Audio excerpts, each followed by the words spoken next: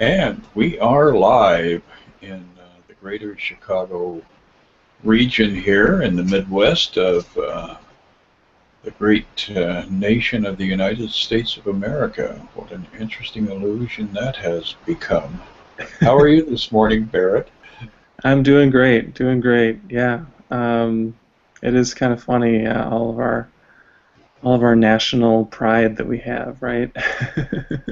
Yes. Well, again, it always goes back to duality. I mean, you can find all these components of America that are really divinely inspired in many ways, and yet there are an equal number of things that diminish us to the same level as every little potentate and dictator on the planet. So uh, hopefully, as we advance toward the future, we'll continue to work out a lot of those illusions about the dualistic nature of sharing uh, a bit of territory here on the planet.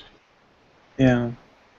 Well, I think that really like hits the nail on the head, this idea of whether we're about sharing and togetherness or whether we're all about, doing our own thing. And I think this idea that, you know, democracy is better than dictatorship, well, I think that's pretty clear, but I think there's a sort of a different level where we can look at ourselves and we can see the parts of ourselves that are connected to that openness, that desire for communion, and then the parts of each of us that really wants to be our own dictator. We want things our way, and we're going to do whatever it takes to make sure that it's our way or the highway.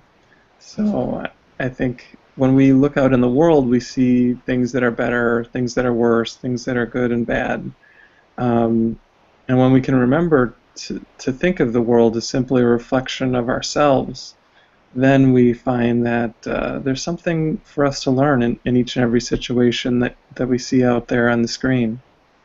Exactly. And it is kind of amusing, once you get out of believing that all of this is real, and once you get past that idea that all of the ecstasy as well as all the horrors of life are something that's really happening, then you start to actually get to a plateau where you can begin to manage these elements, and the way we manage them is by managing ourselves and our responses to life. So it's always full circle. It always takes us back to the same idea, the same theme, and we are rapidly approaching the season of Christmas. This weekend we'll be moving through the solstice. The days will start getting longer. We have a new moon coming up, a nice shift forward energy wise, and we are going to be seeing that that whole theme of gift giving and exchanging, and working on the level of sharing our thoughts and sharing our love and sharing our resources, whatever that might be. Um, and as we were chatting earlier before we started the video broadcast, you had mentioned that the Grinch was always creeping around under the Christmas tree trying to withhold things. So how would you apply that to the course? Yeah.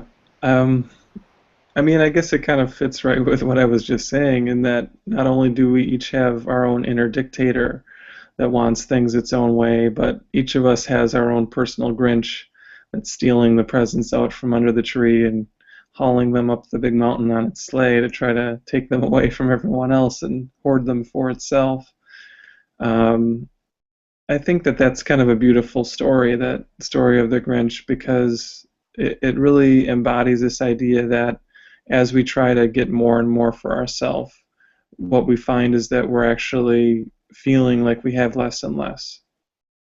And it kind of fits with the idea that if we are all truly one, if we are truly one mind, if we are truly one altogether, then if we are taking away from anyone, we're taking away from ourselves. And the converse of that is also true. If we're giving to anyone, we're actually giving to ourselves. So it really makes us aware of what we're actually doing. Are we sharing kindness? Are we sharing openness? Are we sharing connection? Because if we're doing that, then we're giving all those things to ourselves. And the times that we're not doing that, we're withholding those things from ourselves. So I think the Course, in a big way, is really about being honest with ourselves. Where are we? What are we doing? Um, and then once we kind of can notice that, then we can start to make different decisions if the outcome of what we're choosing is not what we want. Exactly. And a lot of our grinchiness, a lot of our uh, avarice, and our failure to be open-hearted and open-handed with our fellow components here in this realm is predicated on the fear of the absence of supply. And I think that people who do have the fear experience, because they put so much attention on that idea that I'm going to run out of this, I'm going to run out of that, I don't have this, I don't have that. By having that thought process engaged, they're doing the same little dance over and over again, because people fail to really acknowledge the fact that thought is a creative force. And the more you think about something, the more you will create the thing that you are thinking about. And so the first step in getting beyond that, of getting beyond that situation where you don't have enough to be able to share with those around you, especially on very special events, birthdays, Christmas, things where you really want to honor the other person, and recognize that you're honoring a component of yourself. The way to resolve that is to stop all of your thinking, because that little brain of yours is a very, very powerful force, and it does, in fact, project into your exterior world all the components of your constant day-to-day thinking. So it really goes back to that idea of coming to a place of stillness, and then being able to sort things out from that position. And then, of course, the next step is to initiate a different line of thinking that is based on the acknowledgement of all the things that you do have, which reinforces your capacity to generate more things into your life that you can extend to those around you. And that should be the primary goal in our consumerism, is not to consume for the sake of self and for the sake of gluttony, but to become a transit, a conduit, whereby the joy that comes into our lives is extended to everyone around us freely, and with an open heart and an open mind. Yeah, it's a beautiful image, Chris. There's this kind of idea that you could say the ego is like the fence. The ego is what wants to divide one part of us from another. And the good news is that the fence is not real, but it is a part of our experience because we are believing in it. And the more that we invest our thoughts and our beliefs in that fence, the more it seems like lack is real. The more it seems like I really don't have enough. And the more that we focus on the fact that there is no fence, that only love is real, it starts to melt away this idea of a fence. And then eventually we come to a place where we do have an experience of no boundaries, of no borders. That's what the Course calls enlightenment. And that's really kind of our ultimate stage on our spiritual path.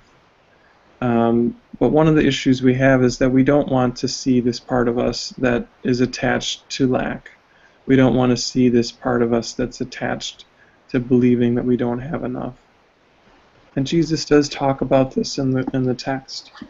There's a part in chapter 21, section 4. It's called "The Fear to Look Within." Jesus talks about it here. He says, "Remember that the ego is not alone. Its rule is tempered, and its unknown enemy, whom it cannot even see, it fears. And this enemy is the Holy Spirit in us. This enemy is the truth and the light that is always guiding us, if we let it. Loudly the ego tells you not to look inward, for if you do, your eyes will light on sin, and God will strike you blind." And this is the reason why we're afraid of doing this inner work, of looking at our inner shadows, because we are deeply allied with the ego. And as we question its very foundation, it starts to feel threatened. And because we think we are this individual self, we ourselves are feeling threatened. But the good news is that's not really what we are. We're not actually this separate self. We're not actually this individual with needs and wants. The truth of what we are is this magnificent, glorious light and love. And it doesn't really know about all of this scarcity and suffering. So the section goes on, and it's a beautiful part of the text that, if you feel called to, you should check it out. But it really points us to the kind of double bind that most of us spiritual students are in, and that on one hand, we really want this experience of love and happiness, and we feel very committed to it. And I know I'm speaking from personal experience here, but another part of us is not wanting to do the work. We're afraid. We struggle. We find ways to avoid and to hide away from doing the healing work that would help us know that light and love. And I would say that when we find ourselves in that place, the most important thing is just to be kind to ourselves. It's simply a phase that we're going through, that when we see the light at the end of the tunnel, but we're still holding on to the tunnel itself, it's okay. We will get there, because the light is what we are. So we can't actually not be that, but we can choose to experience something else. Exactly. It really is astonishing how much control we have over all of these components in our lives. Because wherever we place our vision and wherever we place our sense of acceptance is what we step into. It's an ongoing process. So if you are fearful, then the first thing that you've got to do is to reaffirm your true identity. And within the course, it goes back over and over again to that idea of seeing yourself as something very, very much beyond our physical body, because the physical body is the most fragile thing on the planet. And if we're identifying with the body, then we can be decimated by microbes, and we can be destroyed by gunmen down at the end of the street, and planes falling out of the sky, etc., etc. But once we make that tiny step to the next level of realization and begin to identify ourselves as a spiritual being and separate and apart from the body, then we are able to step past fear, because fear is really the whole point of having the body. The whole idea of the ego is to create vulnerability, so that you are always in a state of self-protection and fear of the past, fear of the future, retribution, anticipation. All of those elements are woven into a rope that we bind ourselves to our fears with, and it generally, if we examine the trail, if we examine where the rope leads to, it always leads to our physical identity. So in order to really step into the next stage of reclaiming our invulnerability. We really have to work through our fear of being a body and being able to be destroyed or broken or damaged in some way. Another thing that I like in the Course is this little blip that I was looking at this morning and kind of meditating on. It's about the idea of specialness, and of course that's what the body is. The body is a physical representation of our specialness, of our uniqueness. Even if the thought is, oh, I am allergic to cats, then we've created a certain amount of specialness within it. So how much specialness do you want? And where is that specialness taking you? The Christ in you is very still. He knows where you're going, and he leads you there in gentleness and blessing all the way. His love for God replaces all the fear you thought you saw within yourself. That is an interesting idea. That what we identify as an exterior force, Jesus, the Christ, that's over there and we're over here. But within the Course, we're being reinforced all over and over again with the idea that we are this Christ creature, this Christ essence. And if we will join the Christ in that stillness, then his love becomes our love, just simply by that association, just by that union. And his love for God will replace all the fear that we imagined that we have within ourselves. And what you see is like yourself. For what but Christ is there to see and hear and love and follow home? The idea, again, is that this is a journey that we're on. Even though we may not have come to that realization, we nonetheless are on a journey, and the journey is taking us back to our full state of empowered and awakened self, which is the God self. He looked upon you first, but recognized that you were not complete, and so he sought for your completion in each living thing that he beholds and loves, and seeks it still, that each might offer you the love of God. So when we're out there experiencing a beautiful sunset and experiencing Mozart and experiencing all of these, various beautiful aspects of the world that we are living in, that is a reinforcement of our connectivity to Christ and therefore to God. So even in the darkest corner of this dualistic universe that we inhabit, you will find an edge of beauty somewhere within that element. And that is what the Christ within you, what Jesus is going to put the emphasis on. And if you're willing to accept this nudge in that direction, look beyond the flaw, look beyond the darkness, look beyond the negativity, you will somewhere in the essence of whatever it is that you're looking at find something that is like a star in a very, very dark night, in probably the most remote and coldest part of the universe. But that star will lead you back to a place where there is nurturing, there is warmth, there is love, and all the components of life that we all desire, but don't always allow ourselves to experience. Yeah, that's spot on. That reminds me of a movie. I forget what the movie was, but the idea was that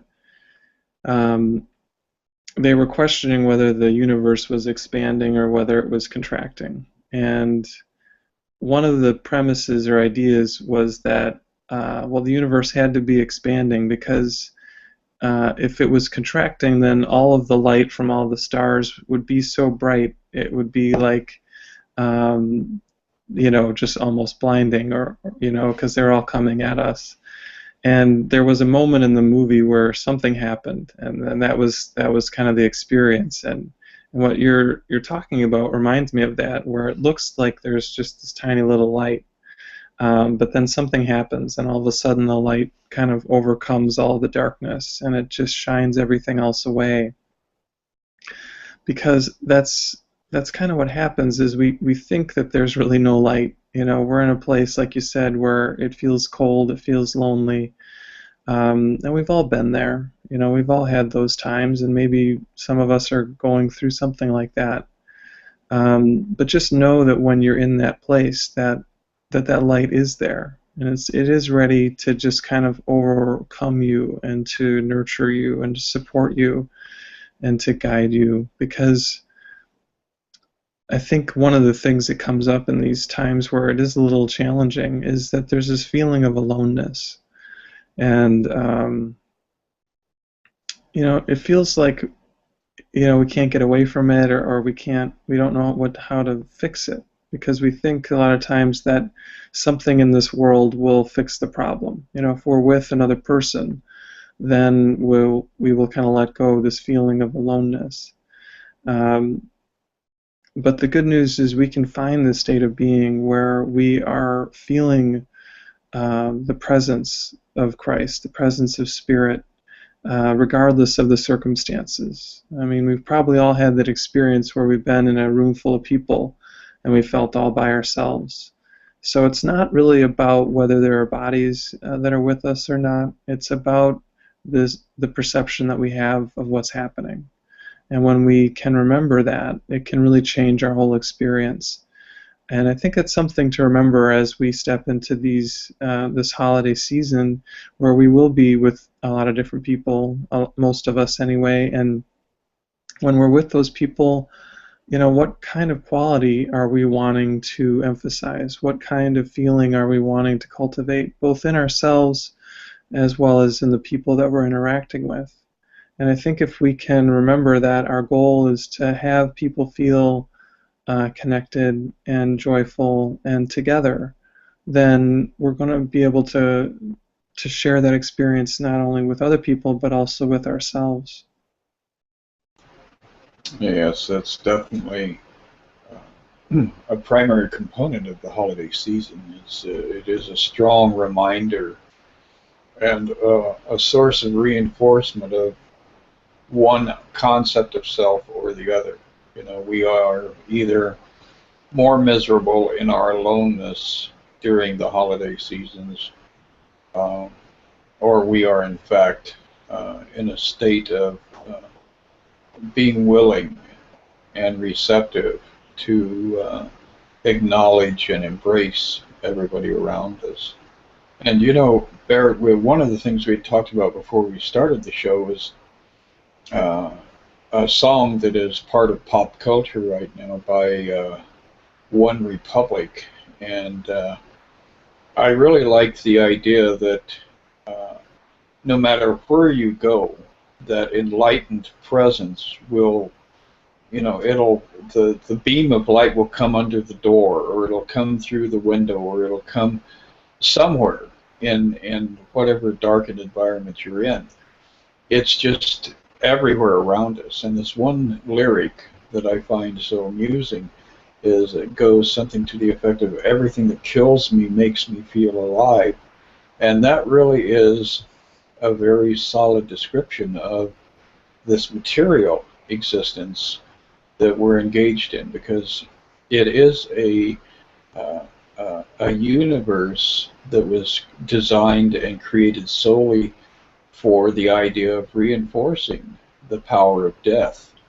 And so when we get hideously engaged in all of the activities that we really, really think we love, they do in fact lead us to that state of mortality and pushes us over the cliff. So there is wisdom in everything that's going on around you. You just have to peel off those top layers and be able to look into it and penetrate it. And then you'll find the little nugget of gold, the essence of the Christ that is residing there. Yeah, yeah. And songs have that, you know, movies have these messages. Sometimes you might just be having a seemingly innocuous conversation with someone, and you'll be like, wow, that was really deep, that was really powerful. And these are all ways that the Holy Spirit can get through to us. this message of love is always reaching out to us. It's always asking us to awaken to this part of ourselves.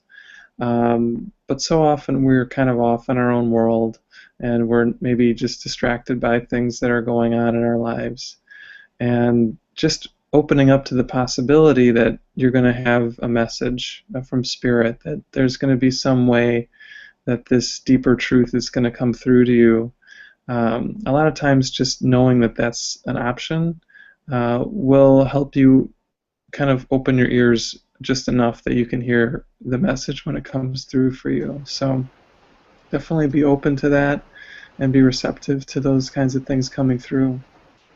Absolutely. So when your kitty cat climbs to the top of your Christmas tree, it topples it into, the middle of the living room and scatters presents all over the place in a flight of adventure. Somewhere embedded in that, beyond just the inherent humor, there will be a profound message from God. And perhaps the biggest message, or the most reinforced message, is don't take any of this seriously. The real truth lies outside the world that you believe in right now. The real truth is something that you are on a journey to rediscover. You just forgot it, but it was always there. So I guess our next video will be coming out right on the eve of Christmas, and you'll be traveling, and I'll be probably in the kitchen doing a lot of cooking. So to all of our viewers and the few fans that we have garnered, I think it's appropriate to state here that we wish you a very, very Merry Christmas and a celestial experience through the entire holiday season. Hanukkah actually is starting right now, and all of it leads to that idea of the season of the light, the return of the light, the solstice, and our surrender of our fear and limitations so that we can re-enter the light and become the light and truly function as the Course has told us repeatedly. We are the light of the world. So that's what we definitely have to hold on to and allow it to just come forth naturally from within. Yeah, I couldn't have said it better myself. So kudos to you, Chris, and happy holidays to everybody. That light is in you, so just let it shine on everyone, and you'll feel it more in yourself the more that you do. Well, we will chat in probably less than a week. You have a fabulous adventure getting ready for this magnificent season of the year. Thanks, Chris. I appreciate that. And you too, and same to everyone else out there in the cyber world. Bye now. Bye.